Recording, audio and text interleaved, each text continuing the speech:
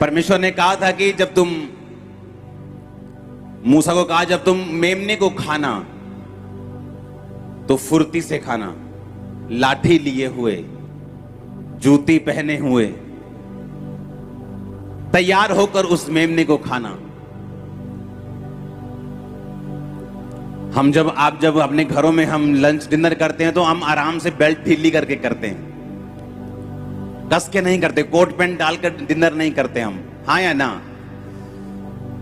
लेकिन उसने कहा कि कमर बांधकर और जूती पहनकर और हाथ में डंडा लिए हुए तुम खाना, क्योंकि जैसे ही तुम मेमना खाओगे मैं तुम्हें आजाद कर दूंगा।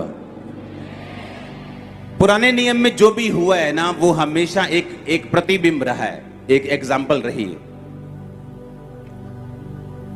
और नए नियम में जब हम उसी मेमने को प्रभु भोज के रूप में, रोटी के रूप में खाते हैं, हमें यह मालूम होता है कि हमें बिल्कुल तैयारी के साथ खाना है, क्योंकि गुड न्यूज आपका वेट कर रही है। उसके बाद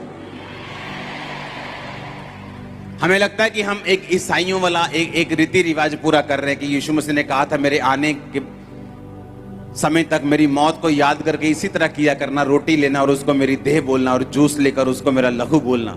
हमें लगता है हम उसको जूस बोल रहे हैं, उसको रोटी बोल रहे हैं, लेकिन वो जूस और रोटी नहीं है, वो वास्तव में उसका शरीर और वास्तव में उसका लहू है, बाइबल कहती है।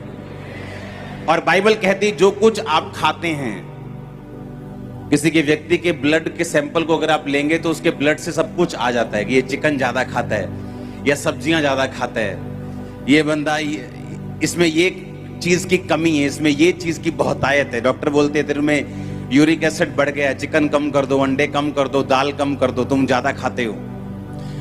आपके ब्लड में मालूम होता है कि आप क्या खाते हैं, आप जो खाते हैं वो आपके ब्लड में जाता है। जब आप जीसस क्राइस्ट को खाते हैं वो भी आपके ब्लड में जाता है। इसलिए मैं कहता हूं कि आप कभी फेल नहीं हो सकते। मालूम क्यों? अगर मेरा डीएनए जीसस क्राइस्ट का बन जाता है, जब मैं यीशु मसीह को मान लेता हूं, बैप्टाइज लेता हूं, मैं प्रभु भोज लेता हूं, मेरा डीएनए जो है, मेरा स्पिरिचुअल डीएनए अब फेलियर वाला नहीं है। आप कभी फेल नहीं हो सकते, कभी भी। मैंने ये नहीं कहा आप में से 99.99% फेल नहीं होंगे। अगर यीशु मसीह को आपने अपना उद्धारकर्ता मान लिया है, अगर जीसस क्राइस्ट आपके दिल में है, आपने बपतिस्मा ले लिया, मैंने कहा कभी भी आप फेल नहीं होंगे। वो आपके लाइफ हो, वो आपका कुछ भी हो जो आपके साथ जुड़ा हुआ है, बशर्ते आपने वचन का ध्यान रखा हो। आमीन।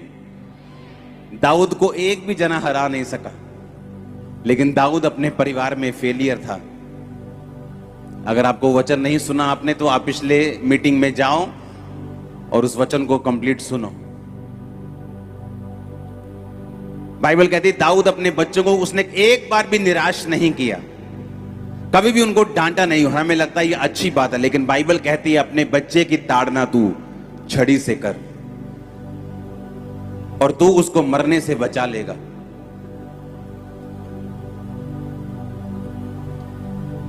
इसलिए परमेश्वर का आत्मा हमें बाइबल पढ़ने के लिए बोलता है, क्योंकि हम जानते हैं ये बात को कि चाहे तुम बड़े से बड़ी हस्ती क्यों नहीं हो, अगर तुमने वचन को ब्रेक किया तो उसका असर तुम्हारी जिंदगी पे जरूर होगा। परमेश्वर ने यह नहीं देखा कि दाऊद ने 66 लड़ाइयां लड़ी और जीती हैं, ये मेरा एक जन है मेरे पीछे चलने वाला। जहां उसने वचन तोड़ा उसका असर उसकी लाइफ पे था। सब जगह पास था, लेकिन फैमिली में फेल था, अपनी फैमिली को इकट्ठा नहीं रख पाया। उसका कारण बैतशेबा के साथ व्यभिचार और उसका कारण अपने बच्चों को करेक्ट ना करना।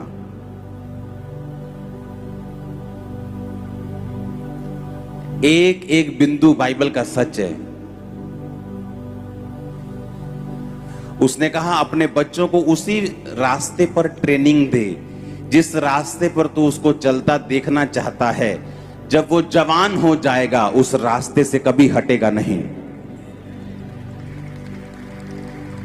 पहले बच्चे हुआ करते थे 15 साल के,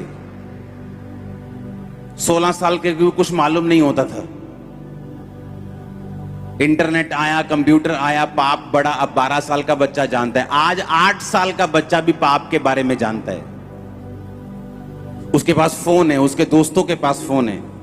अगर वो पाप के बारे में जानता है तो चर्च में क्यों नहीं बैठा अभी? वो बाद में जब वो जवान हो जाएगा और बिगड़ जाएगा, आप उसके पीछे पीछे भागकर उसके लिए रोजे फास्टिंग प्रार्थना करेंगी। इससे अच्छा ये है कि उसको परमेश्वर की हुजूरी में अभी लाया जाए। जब वो जवान होगा, वो आपका जवानी का बेटा आपको सहारा देने वाला होगा, ना कि आपकी प्रार्थनाओं को खाने वाला, ना कि सिर्फ आपके रोजे रखवाने वाला, मेहनत करवाने वाला, आपके आंसू आपको रुवाने वाला बेटा नहीं फिर वो होगा या बेटी नहीं होगी। हालेलुया। एक वचन का दाऊद ने ध्यान नहीं रखा, उसका असर उसको भोगना पड़ा।